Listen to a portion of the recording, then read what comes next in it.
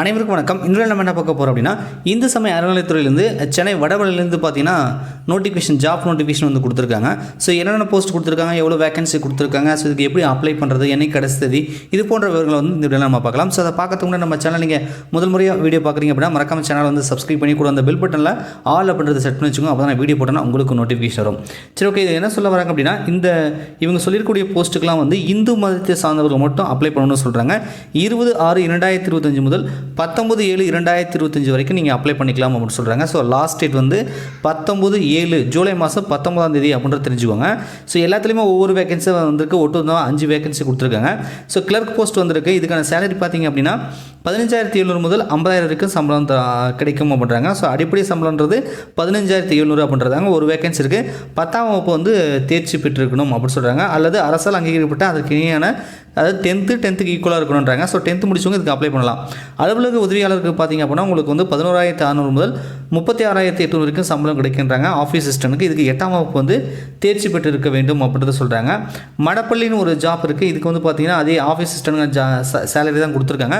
தமிழில் எழுதவும் படிக்கவும் தெரிந்திருக்க வேண்டும். அதுக்கப்புறம் அற நிறுவனங்களில் வழக்கங்களுக்கு ஏற்ப நெய்வேத்தியம் மற்றும் பிரசாதம் தயாரிக்க தெரிந்திருக்க வேண்டும் அப்படின்றத சொல்கிறாங்க. மடப்பள்ளிக்கு காவலருக்கு வாட்ச்மேன் பார்த்தீங்கன்னா தமிழில் எழுத படிக்க தெரிந்திருக்க வேண்டும் அப்படின்றத கொடுத்துருக்காங்க. இதுவும் வந்து ஆஃபீஸ் அசிஸ்டன்ட்கான சம்பளம் தான். 11,600 போட்டிருக்காங்க. திருவுலகன்னு ஒரு ஜாப் கொடுத்துருக்காங்க. அதுவும் தமிழ் எழுத படிக்க தெரிஞ்சால் போதும்னு சொல்கிறாங்க. ஒட்டுமொத்தமாக 5 வேகன்சி வந்து கொடுத்துருக்காங்க. கீழே என்ன சொல்லியிருக்காங்கன்னா, இதுக்கு அப்ளை பண்ணுறவங்க வந்து 1/7/2025 அடிப்படையில் குறைந்தபட்சம் 18, அதிகபட்சம் வந்து 45 வயசுக்கு உட்பட்டவராக இருக்க வேணும் அப்படின்னு சொல்கிறாங்க. ஸோ இதுக்கான கல்வி தகுதி, ஏஜ் மற்றும் இதர அந்த இந்து மதத்தை சார்ந்தவன்னு சொன்னாங்க. இந்த விவரங்கள் எல்லாமே வந்து உங்களுக்கு பூர்த்தியாகுது அப்படின்னா ஸோ நீங்கள் வந்து அப்ளை பண்ணலாம்னு சொல்கிறாங்க. இதுக்கான அப்ளிகேஷன் பார்த்தீங்கன்னா இந்த hrce.tn.gov.in இந்த வெப்சைட் மூலமாக நீங்கள் டவுன்லோட் பண்ணிக்கலாம் அப்படின்றத சொல்கிறாங்க. ஸோ நானும் இந்த வெப்சைட் மூலமாக தான் இந்த பிடிஎஃப் டவுன்லோட் பண்ணால் வெப்சைட் அவைலபிளாக இருக்குது. நீங்கள் அதில் டவுன்லோட் பண்ணிக்கோங்க. ரைட்டா? ஸோ இதை ஃபில் பண்ணி, இந்த அப்ளிகேஷனை வந்து ஃபில் பண்ணி நம்ம அனுப்ப வேண்டிய முகவரி என்ன அப்படின்னா, துணை ஆணையர் செயல் அலுவலர் அருள்மிகு வடபழனி ஆண்டவர் திருக்கோயில், வடபழனி, சென்னை 26 என்ற முகவரிக்கு அனுப்ப வேண்டுறாங்க. பூர்த்தி செய்யப்பட்ட விண்ணப்பங்கள் வந்து சேர வேண்டிய ஏற்கனவே சொன்ன மாதிரி 19/7/2025 மாலை 5:45 மணி வரைக்கும் அவங்களுக்குள்ளே போய் சேரணும். ஸோ அதுக்கப்புறம் அப்ளிகேஷன் போய் சேர்ந்துச்சு அப்படின்னா அது வந்து ஏற்றுக்கொள்ளப்பட மாட்டாது அப்படின்றத குறிப்பிட்டிருக்காங்க.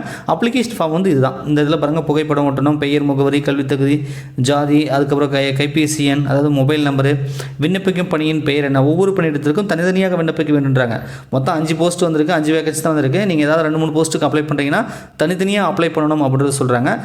மருத்துவ சான்று நகல் இணைக்கப்பட வேண்டும் அப்படின்றாங்க. காவல்துறை சான்று நகல் இணைக்கப்பட வேண்டும் அப்படின்றதும் வந்து குறிப்பிட்டிருக்காங்க. விண்ணப்ப கையொப்பம் இடம் நாள் போட்டிருக்காங்க. கல்வி தகுதி சான்றிதழ், அதாவது டிசி, அந்த மாதிரி மார்க் ஷீட்டு அதுக்கு வந்து அனுப்பணுன்றாங்க. ஜாதி சான்றிதழ், வட்டாட்சியர் வழங்கப்பட்டது, குடும்ப அட்டை நகல், ரேஷன் கார்டோட ஜெராக்ஸ் அப்படின்றத கொடுத்துருக்காங்க. ஆதார் நகல், சுய விலாசமிட்ட ரூபாய் 25க்கான தபால் தலையுடன் கூடிய உரை அப்படின்றத சொல்கிறாங்க. ஸோ இதெல்லாம் வந்து சேர்த்து நீங்கள் வந்து அனுப்பணும். ரைட்டா? இதுக்கான கண்டிஷன் என்னென்னா இந்த வெப்சைட்டில் பண்ணிக்கலான்றாங்க. அதுக்கு இம்பார்ட்டன்ட் பாயிண்ட்லாம் கொடுத்துருக்காங்க. விண்ணப்பதாரர்கள் தமிழ் நன்கு எழுத படிக்க தெரிஞ்சிருக்க வேண்டும். இந்து மதத்தை சார்ந்தது நமக்கு ஏற்கனவே தெரிஞ்சுதான். விண்ணப்பத்துடன் கல்வி தகுதி உரிய சான்றிதழ் மற்றும் பிற ஆவணங்களுக்கான சான்றிட்ட ஒளிப்படிகளை, அது ஜெராக்ஸ் மட்டுமே அனுப்ப வேண்டும். அசல் சான்றிதழ்களை அதாவது ஒரிஜினல் அனுப்பாதீங்க, ஜெராக்ஸ் மட்டும் அனுப்புங்க அப்படின்றத சொல்கிறாங்க. விண்ணப்பிக்கும் விண்ணப்பதாரர்கள் அனைவரும் உடல் தகுதி சான்று பெற்று அதன் நகலுடன் விண்ணப்பிக்க வேண்டும். அனைத்து பணியிடங்களுக்கும் கூடுதலாக காவல்துறை சான்றிதழும் பெற்று விண்ணப்பத்துடன் இணைக்க வேண்டுன்றாங்க. இது ஏற்கனவே சொன்னதான், மறுபடியும் ஒரு டைம் சொல்லியிருக்காங்க. மேற்கண்ட பணிகளுக்கு நிர்ணயிக்கப்பட்ட கூடுதல் தகுதி என்பது இத்திருக்கோயிலில் காலகாலமாக பின்பற்றி பணியாற்றி வந்த விவரங்களின் அடிப்படையிலே நிர்ணயம் செய்யப்பட்டுள்ளது அப்படின்றத சொல்கிறாங்க. நீதிமன்றத்தில் தண்டனை அடைந்தவர்கள் நன்னடத்தைக்காகவோ அல்லது அமைதியை காப்பாற்றுவோ ஜாமீனில் வந்து கட்டுப்படுத்தப்பட்டவர்கள் வந்து பட்ட கடனை தீர்க்க முடியவில்லை என நீதிமன்றத்தில் தீர்ப்பளிக்கப்பட்டவர்கள் அரசு பணியிலிருந்தும் இதர நிறுவனங்களிலிருந்தும் திருக்கோயிலிருந்தும் விலக்கப்பட்டவர்கள் வந்து இதுக்கெல்லாம் வந்து விண்ணப்பக தகுதி அற்றவர்கள் அப்படின்றத சொல்கிறாங்க. இந்த வேலைவாய்ப்பு அறிவிப்பிற்கான பணியிடங்கள் திருக்கோயிலின் பாரம்பரியம் மற்றும் நடைமுறையில் உள்ள பணியிடங்கள் என்பதால் அதன் அடிப்படையில் பணியிடங்களுக்கான தகுதிகள் குறிப்பிடப்பட்டுள்ளன அப்படின்றத வந்து குறிப்பிட்டிருக்காங்க. பூர்த்தி செய்யப்பட்ட விண்ணப்பங்கள் பதிவு அஞ்சல், அதாவது ரிஜிஸ்டர் போஸ்டல் தான் அனுப்பணும். அது இல்லாமல் அக்னாலஜ்மெண்ட் கார்டு, ஒப்புதல் அட்டையோடு மட்டுமே அனுப்ப வேண்டும் சொல்கிறாங்க. நிர்ணயிக்கப்பட்ட கடைசி நாளுக்கு பின்னர் வரப்பெறும் விண்ணப்பங்கள் பரிசீலிக்கப்பட மாட்டாது. இதுவும் ஏற்கனவே சொன்னதான். பூர்த்தி செய்து திருக்கோயிலுக்கு வரப்பெறும் விண்ணப்பங்களில் தகுதியான விண்ணப்பதாரர்கள் மட்டுமே நேர்காணலுக்கான அறிவிப்பு அனுப்பப்படுன்றாங்க. இது ரொம்ப ரொம்ப இம்பார்ட்டன்ட். அப்ளை பண்ணுற எல்லாருமே வந்து இன்டர்வியூ கூப்பிட விட மாட்டாங்க. ஸோ அவங்க அதை வெரிஃபை பண்ணி ஏதோ ஒரு சில பேருக்கு மட்டும் இன்டர்வியூ வர சொல்லி கடிதங்கள் அனுப்புவாங்க. உங்களுக்கு கடிதமே வரல, அப்ளை பண்ணி ரொம்ப நாள் ஆச்சு, கடிதமே வரல அப்படின்னா நீங்கள் வந்து இன்டர்வியூக்கு உங்களை கூப்பிடல, நீங்கள் செலெக்ஷன் இல்லை அப்படின்றத நீங்கள் வந்து புரிஞ்சுக்கலாம். ஓகேங்களா? ஸோ இதமாக வந்து கொடுத்துருக்காங்க. மேபி இதுக்கு வந்து எந்த ஒரு தேர்வும் இருக்காது, எக்ஸாம்லாம் கிடையாது, டேரெக்டாக வந்து இன்டர்வியூ கூப்பிடுவாங்க. இன்டர்வியூவில் செலக்ட் ஆனீங்கன்னா உங்களுக்கு வந்து ஜாப் கிடைக்கும்.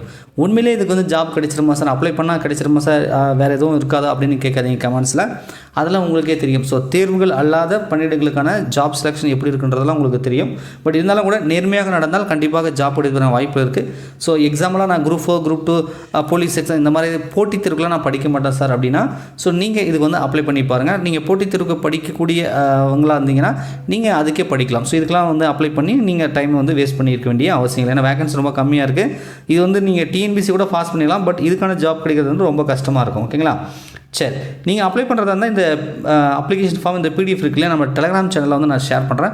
ஸோ டெலகிராம் சேனலுக்கான லிங்க் வந்து இந்த வீடியோவோட டிஸ்கிரிப்ஷனில் கொடுக்குறேன். நீங்கள் வந்து அதில் வந்து ஜாயின் பண்ணி இந்த பிடிஎஃப் வந்து டவுன்லோட் பண்ணிக்கோங்க. அப்படி இல்லைனா அந்த ஹெச்ஆர்சியோட இந்து சமய அறநிலைத்துறையோட வெப்சைட் இருக்கு இல்லையா, அந்த வெப்சைட்டில் அப்ளிகேஷன் ஃபார்ம் கொடுத்துருக்காங்க. நீங்கள் அதுலேயுமே வந்து டவுன்லோட் பண்ணிக்கலாம். ரைட்டா?